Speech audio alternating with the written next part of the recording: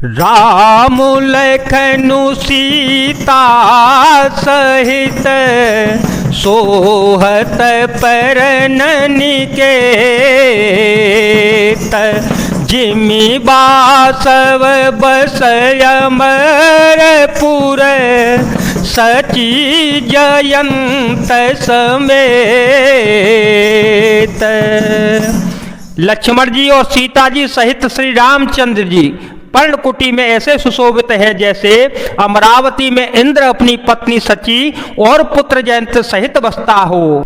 जुगबहि प्रभु सिय लखनई कैसे, जुगबहि प्रभु सिय लखनई कैसे। पलक बिलोचन गोलक जैसे, सेवहि लखनु सिय रघुबीर। जिमि अविवेकी पुरुष शरीर। हे विधि प्रभु बन बसहि सुखारी। खग मृग सोर ताप सहित कारी। कहे राम बन गवनु सुहावा। सुनहु सुमंत्र अवध जिमि आवा। राम सिया राम सिया राम सिया राम। सिया राम जय जय राम।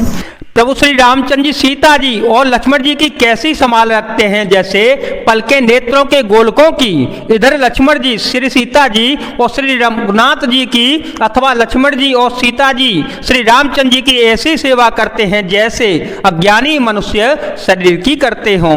पक्षी पशु देवता और तपस्वियों के हितकारी प्रभु इस प्रकार सुख पूर्वक वन में निवास कर रहे हैं। तुलसीदास जी कहते हैं कि मैंने श्री रघुनाथ जी का सुंदर वनगमन कहा।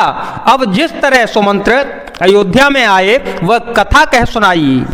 फिर उनी साधु प्रभु ही पहुँचाई। फिर उनी साधु प्रभु ही पहुँचाई। सचिव सहित रथ देखे सियाई। मंत्री विकल बिलोकिनी साधु। कहि न जाय जस भय ओ विषादो। राम राम सिय लखन पुकारी। परे उधरन थयल व्याकुल भारी। देखि दखिन दिसिहायहि नाही। जनु बिनु पंख बिह गय कुलाही। प्रभु श्री रघुनाथ जी को पहुंचाकर जब निषाद राज लौटा तब आकर उसने रथ को मंत्री सुमंत्र सहित देखा।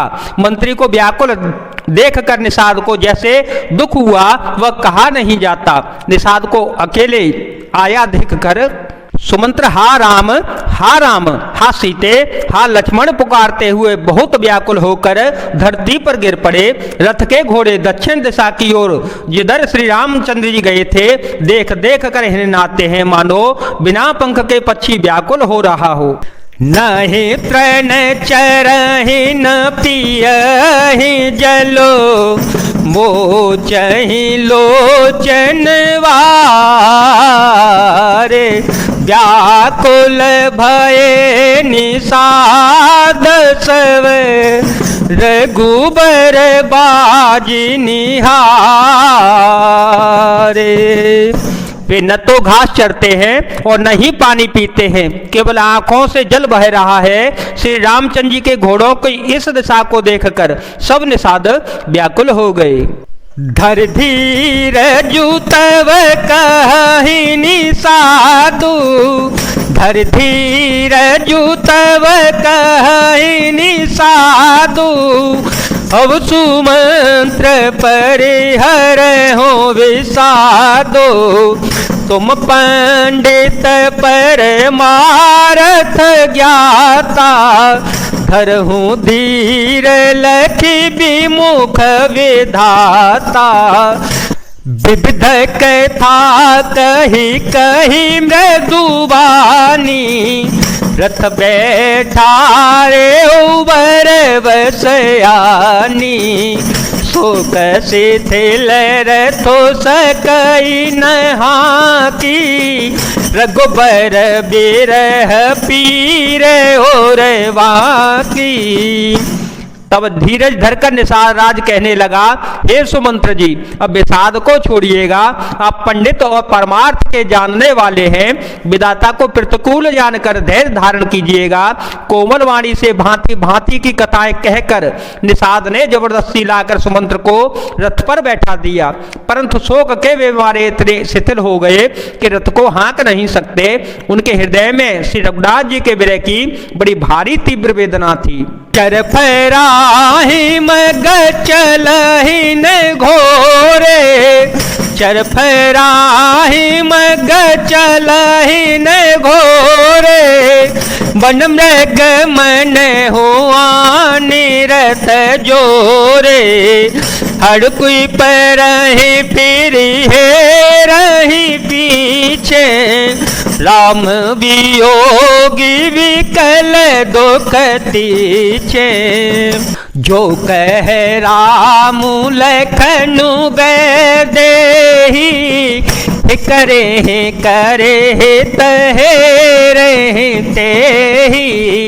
ब्याज विरह गति कही किमी जाती, बिन पने प्याने कवि कल जय भांति, राम सिया राम सिया राम सिया राम, सिया राम जय जय राम। घोड़े तड़फड़ाते हैं और ठीक रास्ते पर नहीं चलते, मानो जंगली पशु लाकर रथ में जोत दिए गए हों। श्री रामचंद्र जी के वियोगी घोड़े कभी ठोकर खाकर गिर पड़ते हैं, कभी घूमकर पीछे की ओर देखने लगते हैं। वे तीक्ष्ण दुख से व्याकुल हो गए। जो कोई राम लक्ष्मण या जानकी जी का नाम भी ले लेता है, घोड़े हिकर हिकर कर उसकी ओर प्यार से देखने लगते हैं। घोड़ों की विरह दशा को कैसे कहा जा सकता है? वे ऐसे व्याकुल हैं जैसे मड़ के बिना सांप व्याकुल हो जाता है।